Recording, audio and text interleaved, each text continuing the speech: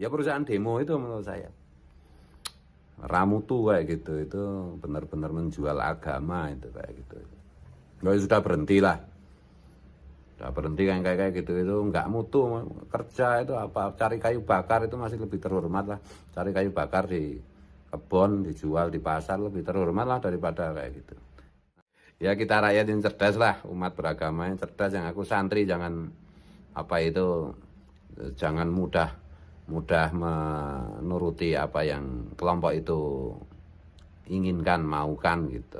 Gak usah takut, mereka sukanya ngancem-ngancem, oh nanti nggak dapat syafaat loh. Mereka itu nggak bisa ngasih syafaat kok. Kelakuan seperti itu menunjukkan bahwa mereka itu di akhirat nggak bisa ngasih syafaat apapun gitu loh. Mendorong ke neraka mungkin. Yang waras tidak boleh mengalah terhadap mereka para pencoleng-pencoleng agama yang menjadikan agama sebagai alat politik.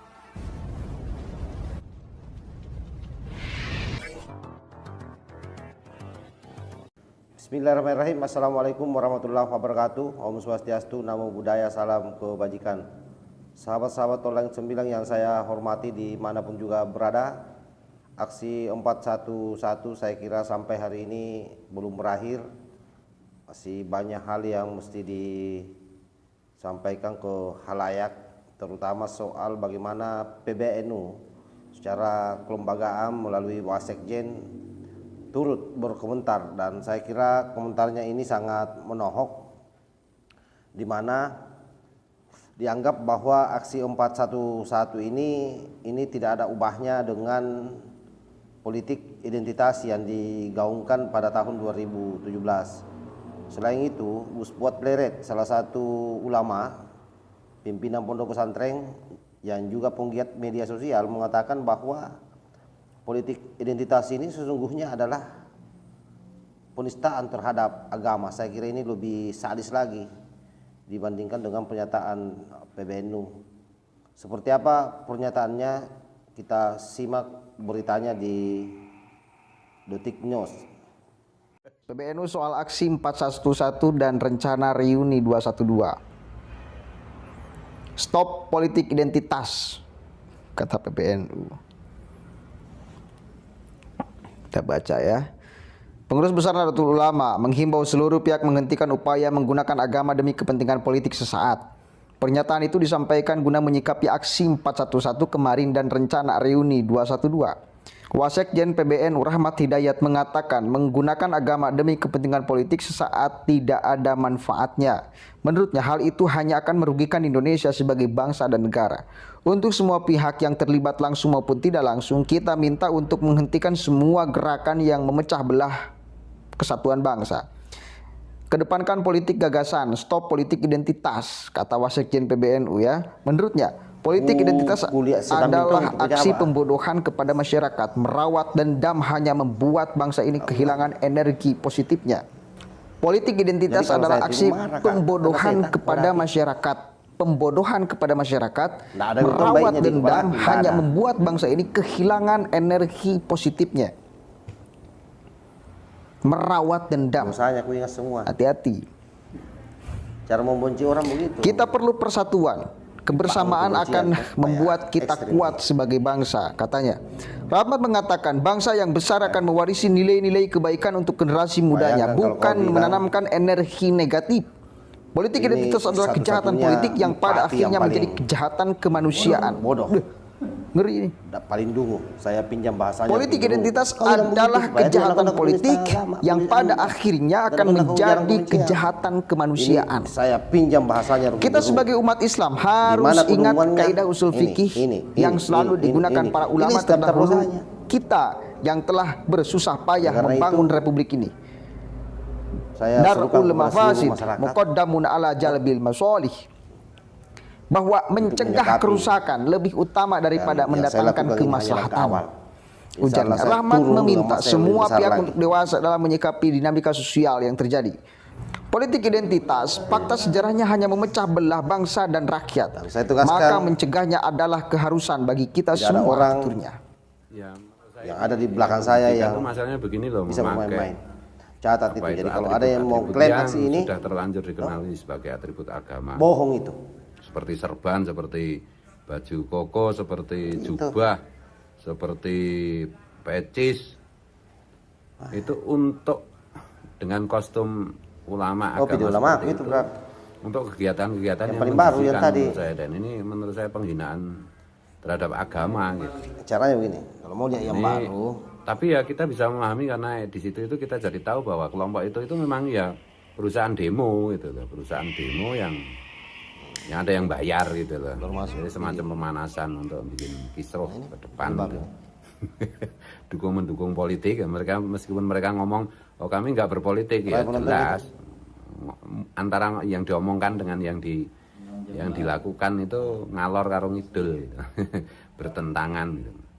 Karena saya sebagai orang yang concern terhadap memperjuangkan kepentingan umat beragama, umat Rasulullah, terutama Islam, karena juga ada pesantren di rumah saya. Itu ya sebenarnya saya itu merasa jijik gitu loh melihat seperti itu. Agama mosok dibuat murahan kayak begitu, dibuat untuk cari duit seperti itu. Kalau mereka berkilah, oh nggak ada duit, nggak ada, ini omong kosong. Mereka hidup dari mana? Mereka bisa hidup mewah. Tokoh-tokohnya kan bisa hidup mewah, rumahnya bagus, mobilnya bagus. Dari mana itu? Mereka nggak pernah kerja. Kerjanya cuma demo itu. Jadi ya demo ya. itu ya perusahaan demo itu. Biar di mana kan bisa bikin, tidak harus di tempat gitu, itu khusus toh. benar-benar menjual agama itu kayak gitu. Nggak sudah berhenti lah. Tadi itu di KPK itu. Nggak berhenti kayak gitu itu nggak mutu, kerja itu apa cari kayu bakar itu masih lebih terhormat lah. Cari kayu bakar di kebun dijual di pasar lebih terhormat lah daripada kayak gitu. Nanti juga ada yang nanggapi oh iri. Ekstrim itu cara aku di situ ya. Saya bilang rumahnya bagus, mobilnya bagus, cuma iri. Bukan masalah iri, mau jadi kaya raya kayak apapun itu nggak masalah. Tapi dengan cara tidak merusak bangsa ini dong, tidak merusak umat Rasulullah dong, tidak menjual agama dong, tidak melacurkan agama dong. Kan gitu. Jadi agama itu kan jadi kesannya jadi mereka mengklaim dirinya tokoh agama, orang yang punya otoritas agama, tapi kelakuannya kok membajinkan agama, kok membusukkan agama itu gimana? Itu menurut saya persoalannya seperti itu. Dan apa ya, terlalu mengada-ada gitu loh, terlalu mengada-ada. Kalau masuk akal tuntutannya, kemudian isu yang dibahas juga masuk akal tuh, iya, ya masih bisa diterima lah dalam negara demokrasi, semua orang bisa mengekspresikan Tapi ini enggak masuk akal, enggak logis sama sekali, membodohkan umat dengan klaim-klaim kebenaran agama yang ngawur, dengan basis argumentasi yang kacau, gimana ini? Ya, jadi, tetapi ya udahlah, mereka memang lagi kerja ya, lagi orang kerja kan nggak cari makan, nggak boleh diganggu. Ya kita rakyat yang cerdas lah, umat beragama yang cerdas, yang aku santri jangan jangan mudah menuruti apa yang kelompok itu inginkan, maukan gitu. Gak usah takut, mereka sukanya ngancem-ngancem, oh nanti nggak dapat syafaat loh. Mereka itu nggak bisa ngasih syafaat kok. Kelakuan seperti itu menunjukkan bahwa mereka itu di akhirat nggak bisa ngasih syafaat apapun, gitu loh. Mendorong ke neraka mungkin kan.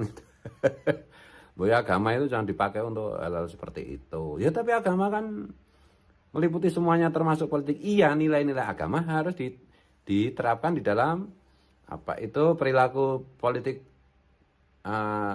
sebuah bangsa atau negara yang mengakui agama, tetapi tidak mempolitisir agama, tetapi tidak menjual agama seperti itu dong. Aku agak emosi ini.